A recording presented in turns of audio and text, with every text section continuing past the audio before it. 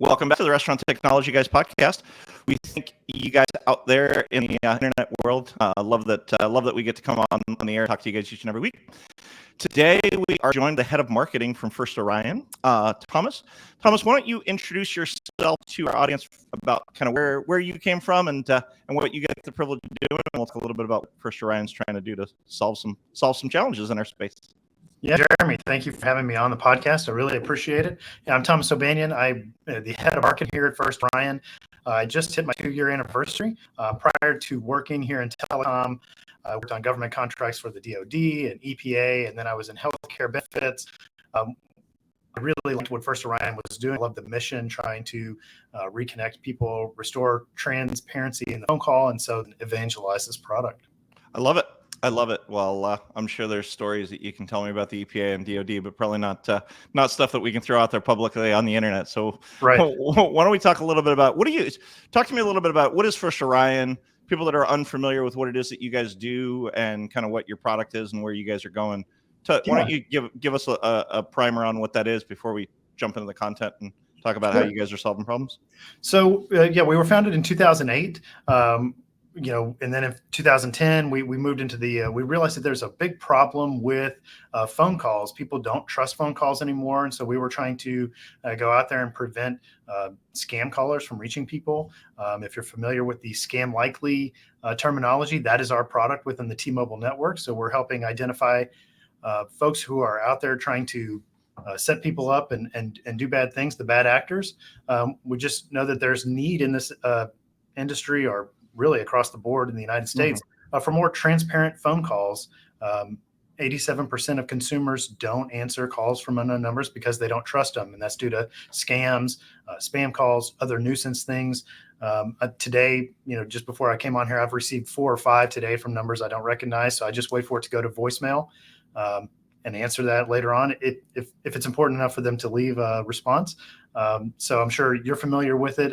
The audience is as well. It's just a huge problem. And so we work with businesses to help them brand their calls and reach their customers. So the folks want to pick up and they can use it for a variety of things: customer service, form to call, particularly in the restaurant industry, would be a customer experience, I think, and operational efficiency. So lots of use cases for it. I love it. Yeah. And I know when we were talking pre-show and we put together the outline for our conversation, I know there's lots of reasons for restaurants to want to reach out to their customers. And I know even for myself, and we'll talk about it in a few minutes. I'd love for you to riff for just a few minutes. I don't know if you've played around at all with any of the new stuff from Apple with their visual voicemail coming through, real-time visual voicemail. Have you heard about the visual voicemail stuff? I've heard about it, but I haven't played around with it yet. Okay, so for our audience, and it kind of makes me laugh because people are harking it back to like the 80s when they had the tape recorded, answering machines at your house, and you'd sit there and pre-screen. Oh, Thomas is calling. Thomas, it's a spam caller or it's a real caller, and it's supposed to do real-time translation of your voicemail, and then you can pick up the call real-time while they're leaving the voicemail. Is kind of what Apple's trying to do. I haven't played with the beta, but it'll be interesting to play with that and kind of see where that goes, because it does bring me back to listening to I don't want to talk to person versus grandma's calling, and I missed the call back in the day, back in the 80s or even early 90s before everything went to cell phones. Well, that's really cool. That'll be interesting to see if it really works. Yeah, no, for sure. I was watching a YouTube video about it the other day, and I was like, oh, that'll be so awesome. And at the same time, I'm in the same boat where I don't answer phone calls because between the spam likely and then in general, there's you get so many phone calls, and so yes. Why don't we talk a little bit about where that challenge came from and why is it where it's at before we talk about kind of how you guys are engaging with businesses so that they can call. Why is it that way? Like, is it just because people's numbers are listed? Again, going back to the early days, you could unlist your number, but it feels like anymore our data is so public, and the amount of phone calls that you might get is 10, 20, 30 calls on a daily basis if you're somebody that's important. Yeah, back in the day, if you remember, I think it was I think it was probably over 20 years ago, they'd started the do not call registry. You could go in and list your number, and then people weren't supposed to reach out to you. Who knows? I guess if you're a bad guy, you're not really going to follow the rules anyway. So yeah, there's all sorts of technology out there for people to make robocalls and to just load a batch of numbers in and just dial until they get answers. So I think that's kind of where it came from, and we save numbers in our phones. You save grandma's number and your spouse and your kids, your best friend. There's all these folks that we do know, coworkers that we save in our phones, but so many numbers out there, you don't always save maybe a phone call from your bank or your favorite restaurant, especially if they're using multiple numbers. You could save one, but then they use something different and you don't recognize that one that's coming through either. Absolutely. Yeah, no, and I think it's interesting, but not unlike email spam. Like it clearly works. Somebody's engaging with those emails, somebody's engaging with those phone calls, or people wouldn't continue to do them. And so so from that perspective, people buying a batch of numbers, they're clearly getting somewhere, because they wouldn't be sitting there robocalling people if it wasn't working, I guess. Yeah, that's right. And I mean, scam, I wish I had the numbers off the top of my head, but the scam industry for telephone calls is in the billions of dollars each year. I think we saw that they were in the top 100. If it was a Fortune 500 company, yeah, it would be in the top 100. Just how much they're able to get over on folks and weasel them out of their money. It's unfortunate. Yeah, that is really unfortunate. I've got some family history of that happening. My mother-in-law got scammed out of quite a bit of money because, I mean, it happens, but it happens. And to you want to trust people, right? You want to feel like the person on the other end has your best intentions in mind, and sometimes they don't. Yeah, absolutely. So talk to me a little bit about where the technology came from. I mean, did you guys set out to solve that likely spam kind of idea, and now you're saying, you know what, let's turn it into a B2C type of business, or where's the inception even come from? Because I love when we get to hear what itch were you guys trying to scratch when First Orion back in 2008 kind of created this? Yeah, so it was let's just see if we can figure out some things and identify patterns and things like that we noticed from these bad actors, right? And so over time, working with within these T-Mobile network, we work with them and able to get this solution off the ground and identify these calls. But it was more than just tagging phone calls as scam likely. It was, how can we work with businesses so that way we can help them brand their calls, right? So if you think about, again, it could be a bank or a restaurant. I mean, we're here talking about restaurant technology. So, how does a restaurant or a delivery service make a phone call and get somebody to pick it up? Because if you're doing everything okay, you're not engaging in bad calling practices, likely you're just going to show up as an unknown number on that person's device. And so we created what our Inform product. It's an over network deal. So if we have an A number, which is your originating number, and it gets to the receiving screen or receiving mobile phone, and that's your B number. So how do we help them deliver those calls that are made to answer? How do we deliver trust that I know that it's Joe's Taco Shop or this restaurant calling me, letting me know that it's them. There's something I need to answer the phone for and get to it. And I think for businesses, when you're trying to deliver a good customer experience, you want to make sure everything is going well, or you're just trying to facilitate things a lot smoother. You have to get people to answer the phone, but because people don't trust calls, if they don't have your number saved in their address book, they're likely not going to answer it. Either that, or if they're not looking for it. I mean, I have a particular example recently where my wife and I went to dine for our anniversary, and the restaurant called one prior to say, hey, are you coming in for your dinner reservation? Which was great, and fortunately for me, I was expecting the call because I'd booked it on a booking service that I'm familiar with, and I work in restaurant technology, so I know a lot of times that phone call going unanswered, they could have a two-top that would be not used if I wasn't going to make my reservation, number one. And number two, then they called, and was probably my favorite part is they called, because I stored it because I had such a great meal. I stored their number, and then they called post to ask how was my meal and to just make sure. Okay. But back to that idea that you guys are talking about, had I not answered one or the other one of those calls, they could have had, what would have amounted to a $150 meal that got missed because of that, because I missed my reservation. I was disorganized. I didn't put it into my calendar. Talk to me a little bit about how this is really expediting, I guess, the customer service journey, and then kind of where it turns into some revenue growth and such, because I do think that that's the key to it is ensuring that we get the best guest experience, which we talk about a lot on the show, is how do we create the best guest experience? Yeah. So if you think about it, you know, appointment reminders, a great use case for it. Making sure people are coming on time. We really think of it in the sense of customer experience from if you're thinking about food delivery or if you place an order and perhaps you got the order that came in through a digital, maybe you got a digital ticket. What if you didn't have that item? It was your special of the day and everybody just loves it. And by the time this person put in their order, you don't have it anymore. So you've got to follow up with them, right? And you're making that call to let this person know, hey, we need to make a change to your order. Is this okay? What would you like in place of this? Or delivery driver.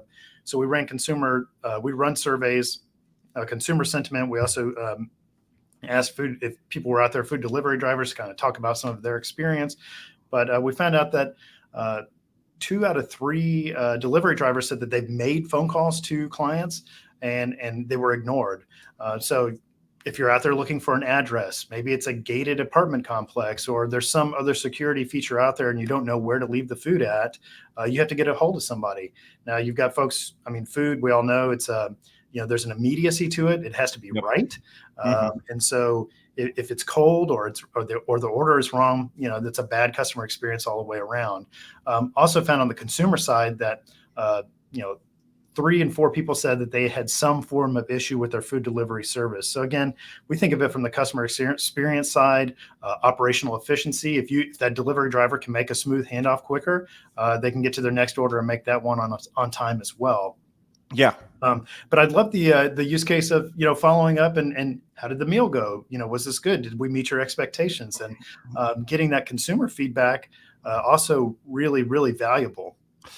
Well, and I think it's amazing that there's such a large percentage. When you guys put together the outline of our conversation, 75% of people that's insane to me that they have to engage with the delivery driver. To me, that's baffling. And now think about that delivery driver. I tell a very true story. I've got a 7-year-old, my youngest of our kids. And that was right around the same time all of these DoorDashes, came about. And right. I remember my wife was home either with the baby right after she had the baby or right before she had the baby. We'd gotten a DoorDash gift card, and even being in restaurant technology, I didn't know what it was. And she had ordered some food, and to your point, they didn't have what she had ordered on the website. And the delivery driver ultimately had to call her to say, they're out of mashed potatoes. Do you want French fries or green beans? Whatever it was. I don't even remember at the time. But the statistics that you guys talk about are baffling, that there's so much of that. And back to guest experience, if you can't get a hold of that guest, or if you're having to make 1 and 2 and 3 phone calls and you're sitting in the drive-thru trying to get that order right. Yeah. Talk to me a little bit about how you guys are, how you guys are already seeing clients that you guys are engaging with. What's the delta between having to make those phone calls and then being able to engage that this is the DoorDash guy or the, whatever the pizza delivery person is? Yeah, our technology is super easy to set up. We don't have if a restaurant or an organization is super tech savvy, great, that's fine. They can do the really detailed stuff, but you can also set up numbers really easily within our portal. It doesn't take you don't have to be a seasoned IT veteran to make it happen. But you would enter your numbers into the calling program. Again, when they call, you could set it up. You could customize the name of the restaurant, who's calling, the reason for calling. Maybe it's delivery is on its way. Or whatever it might be. So, for instance, I actually had this experience. It was pretty cool. About a month ago, I work on the 4th floor. Had a super busy day. Put in an order really quick, and when the driver arrived at the door downstairs, I got a phone call and said, "Your order is here." And so I was able to go downstairs really quick, pick up my order, get the handoff, and I was really happy about that. Just knowing that they were here, and knowing again. If I didn't know who was calling, I probably just send it to voicemail and then he's waiting outside.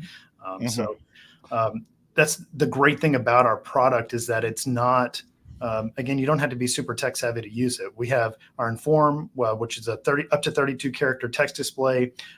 It appears on Android, not iPhone, across the nation. So, there's no limitations to who you could reach. And then we also have one that's we call it Engage. It's an in-app based. So somebody takes their app and we can do some integrations on the back end of it, and it can deliver a logo to the phone, a reason for calling, name, and all that good stuff as well. So again, if super tech savvy, we have a product for you. If you just want something really easy to integrate or to get set up and get moving, we have that as well. So talk to me real quick, Thomas, about what does it look like when you don't have a product like you guys? I mean, you've got to register a number, the outbound number that's coming from your call center Right. or coming from the store. It's just a local area code number that you pick up from whoever your local provider Yep. is, and it doesn't display anything to that. I mean, is that what is it? Again, let's talk to the novices out there that aren't tech savvy and don't even understand. Sure. They're having a call to say, or it's the delivery drivers calling to say, hey, I'm downstairs and you ordered and come down and get it. What's traditional methodology for that? And then let's talk about how it is that First Orion is overcoming that from a technical perspective. Obviously not the bits and bytes of how you guys do it, but Sure. what does it look like from a guest experience perspective without your solution? Yeah. So from if you're just calling without this, it's going to show up as a plain number. You'll show your area code and all that area code and 7 digits, location. Perhaps it could show, if you're from, like, we're in Little Rock, Arkansas, so it may say Little Rock or New York City. If you're in New York City, right, that's where the call's originating from.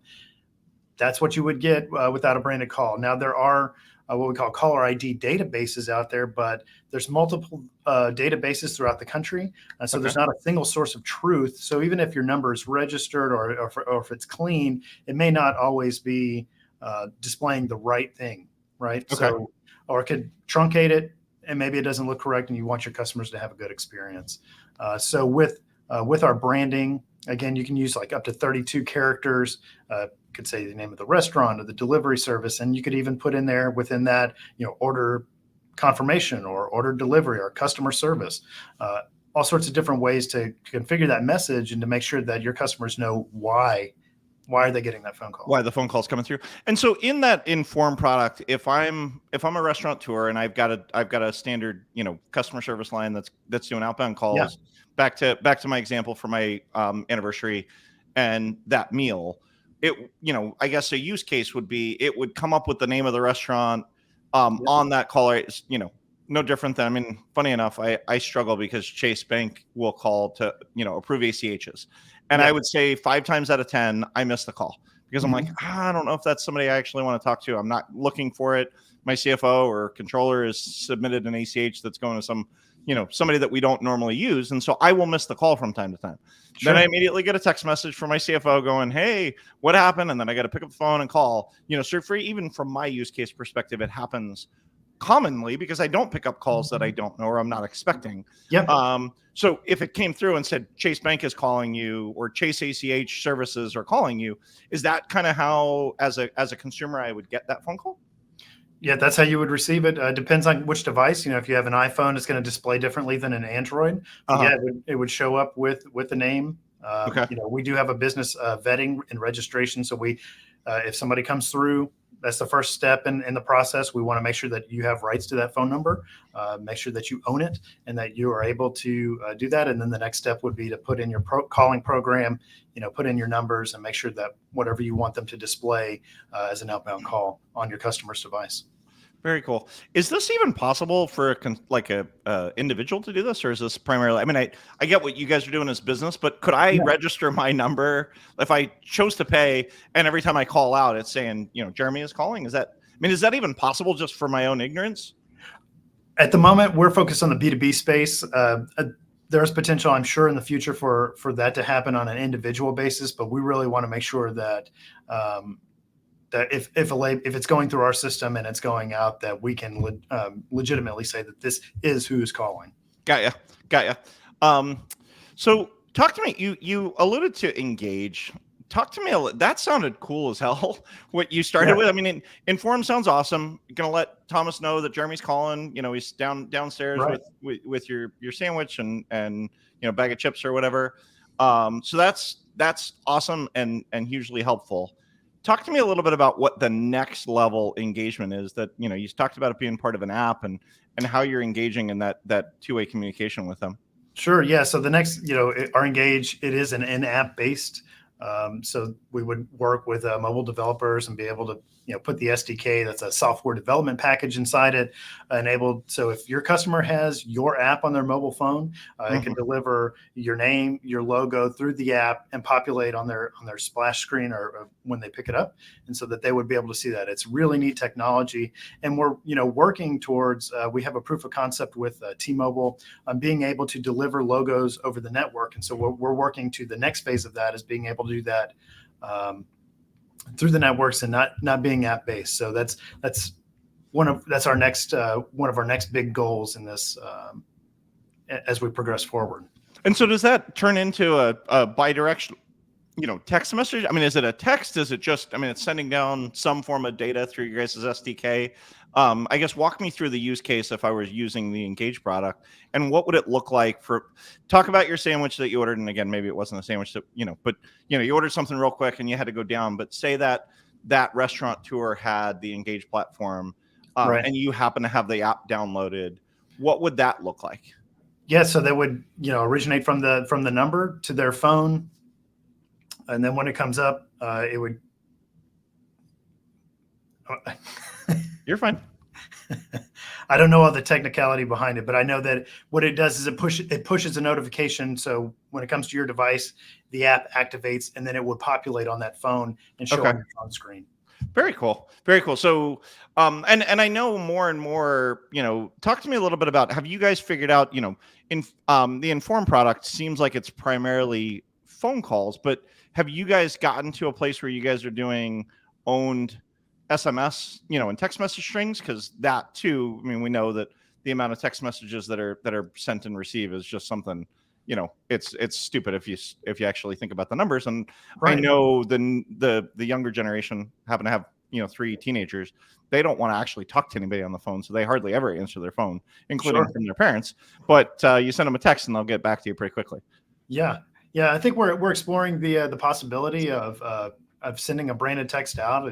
We haven't quite cracked that nut yet. Okay. But it is something that, we're kind of looking into, and how do we make that happen?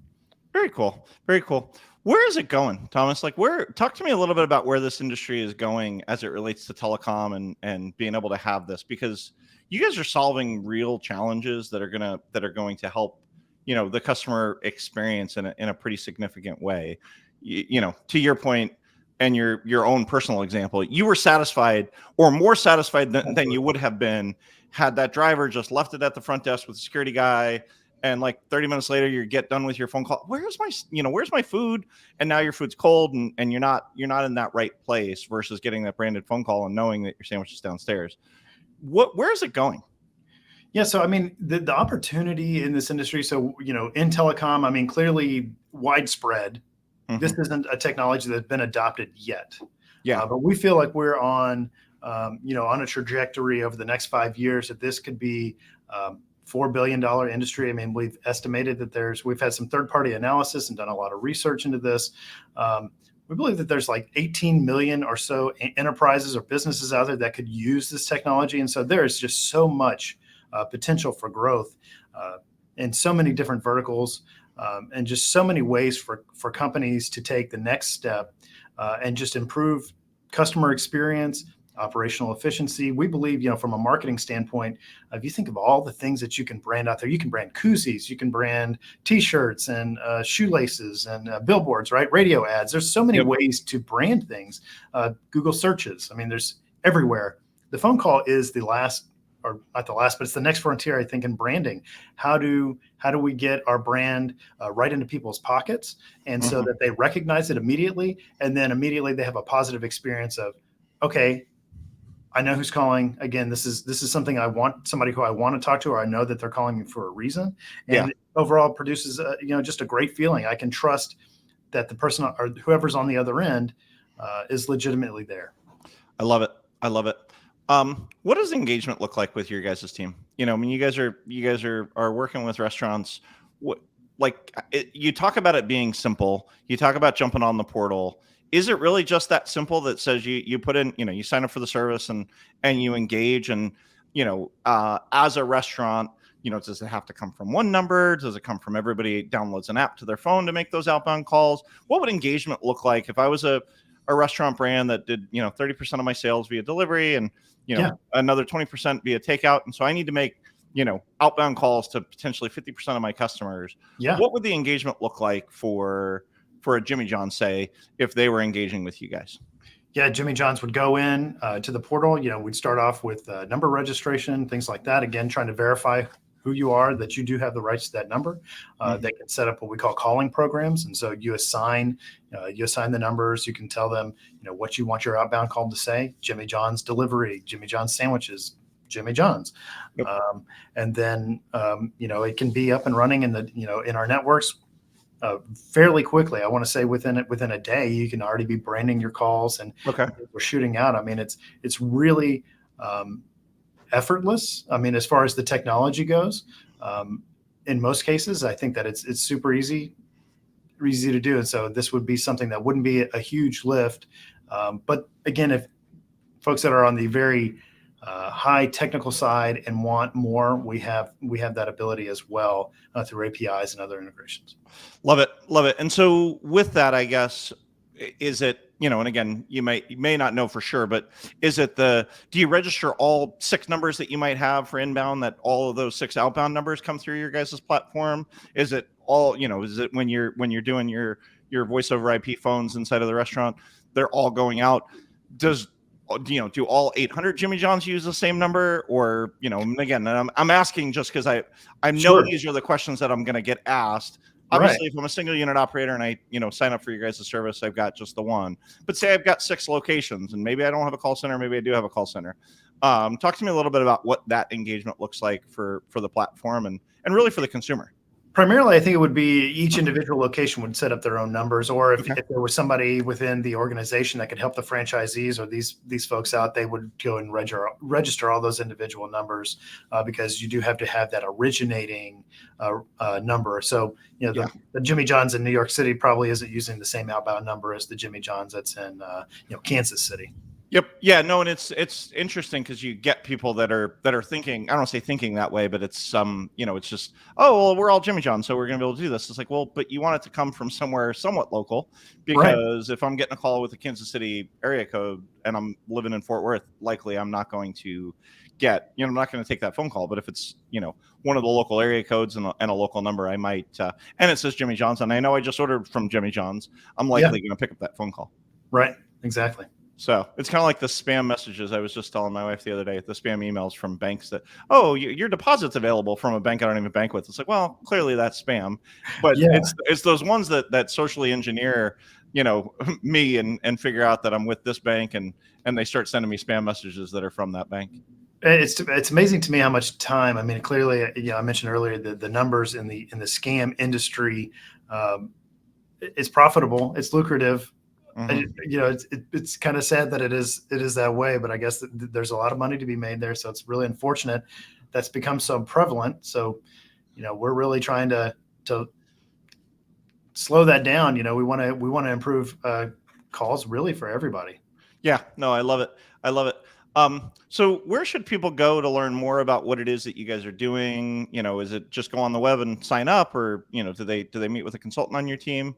Talk to me a little bit about what an engagement would look like for that 6-unit operator that has now heard what we had to say and go, you know what, I have to have this. I'm making 40 phone calls a day, and people are only picking up 10 of them, and I'm giving bad customer service because of it. Yeah. So go to firstorion.com. That's our homepage. You can go check out our website and get all the information about Inform, Engage. There's easy registration links, or links to get into our customer portal that you can click around. We have a ton of content. Our marketing team is super busy creating content around different use cases. Check out our food and food delivery report from last year. There's some really eye-popping stats. Yeah. We talked about those earlier. It is amazing how much people want a phone call or want a connection, and to be make sure that their orders are right and that things are going well. And I think if you're in the restaurant industry, this is something that can elevate your game. It can be a game changer for you and be in some ways, if you're in a really competitive market, a competitive differentiator for you. You're delivering a better customer experience. It's interesting you say that, because you hear so much bad about the engagement, whether it be via takeout or via, I was meeting with a client recently, and they said over 70% of their complaints are via some of these takeout methodologies, whether it be third party delivery, first party delivery, Yeah. or takeout. But at the end of the day, they also said that they can't get a hold of the customer after the order's been placed to be able to engage with them, which is, if I could take that 70% of my complaints down to 40%, I just now fixed 30% of the complaints that come into the brand just by using something similar to what it is that you guys are doing. Yeah, absolutely. And I think it's crazy to think, I mean, you're talking about 20 years ago prior to Google and some of these other things, right? If somebody had a complaint, they may call you and give you an earful over the phone, or they may tell their brother and sister and neighbors, these guys down the street really did a bad job. But you think about Google reviews and TripAdvisor, and there's so many places for folks to get out there and either say, man, this place is fantastic, great customer service, or I really had a bad experience, which, can unfortunately just reflect badly as a whole. One person's bad experience could, negatively impact other parts of the business. So being able to, again, deliver memorable, good service, I think is imperative. Yeah, no, and being able to get a hold of the guests, I mean, is huge. I love that you guys are helping them get a hold of the guests, because at the end of the day, with so much being now served outside of the four walls of your property, being able to get a hold of your guests, I mean, that trend, accelerated through COVID, and it's only going to get worse as we get busier and use restaurants as a sustenance mechanism, whereas 20 years ago, I promise you, my family didn't eat out nearly as much as we do now. Yeah. COVID, you brought that up. COVID was a game changer, I think, particularly for the delivery at home, since we had to social distance and we couldn't be in restaurants. And I was reading a stat earlier today. I think it was DoorDash in that time frame did 270 million deliveries or something in 2020. People really like that. They like being able to get good food at home or at the office or wherever they might be. And so, people are like, this is a pretty good option. If I don't have to go to the restaurant, I can get it delivered here, pay a little bit more. And so, yeah, I think delivery, food delivery at home outside of pizza, which was kind of the common thing, when we were growing up in the 80s and 90s, pretty much everybody could use that now. Yeah, absolutely. And it's funny because I read a statistic last week that other than 2019 was the very first year that restaurants overtook grocery stores for food spend in the American household. So 2019, the pandemic, obviously caused a little bit of a downturn in that, because everybody wanted to make their own sourdough bread and do all of that kind of stuff. But it's now back in 2022 and 2023 with people back out. Restaurants are back as more percentage of wallet share, and so as they're doing them either via phone calls or via those third-party apps and or takeout apps, they've got to be able to communicate with those customers, because if they can't, they're gonna deliver a worse guest experience, which we've talked about and then to your point, they leave you a bad review, and then you end up I mean, the statistics are pretty staggering when you look at 4-star reviews versus 3-star reviews, and the percent, it's an 80% drop in sales when you go from 4 stars to 3 stars. Oh boy, 80%. That's incredible. I didn't realize it's that dramatic. It is that dramatic. I mean, at least based on I did a podcast with the lady that's responsible for Yelp's food service, restaurant deal a few months ago, and her and I talked about it offline. She's like, it's an 80% drop from a 3-star to a 4-star review. The sales volume and the traffic that they get coming off of those things. That's amazing. That's amazing. Well, I think that this, thinking about this from the digital restaurant. I actually listened to your podcast yesterday and was listening to one back in March. You did had, I think Meredith Sandlin was on talking about delivering the digital restaurant. I mean, I think talking about customer service, this is as part of the digital tech stack, but again, super easy to use and doesn't take a lot of implementation and very affordable as well. It's pennies on the dollar to make a branded call. Yeah, no, I love it. Well, Thomas, I appreciate you being on the show. I appreciate what you guys are trying to do, because, again, this is a problem all restaurants have. They have this challenge where they need to get in touch with their guests and they're not able to. And so they spin their wheels and or deliver a much worse customer experience because of it. And so I love that you guys have come up with a solution. And I hope, quite frankly, that you guys not only proliferate the restaurants, but retailers and grocers and banks and all of getting these there. things that are engaging with the consumer, because I don't answer phone calls. I personally don't answer phone calls unless I know where it's coming from or expecting it. Yeah. And you probably, as well as everybody on this listening to this, has answered a phone call when they didn't, they're like, oh, maybe this is who that's calling.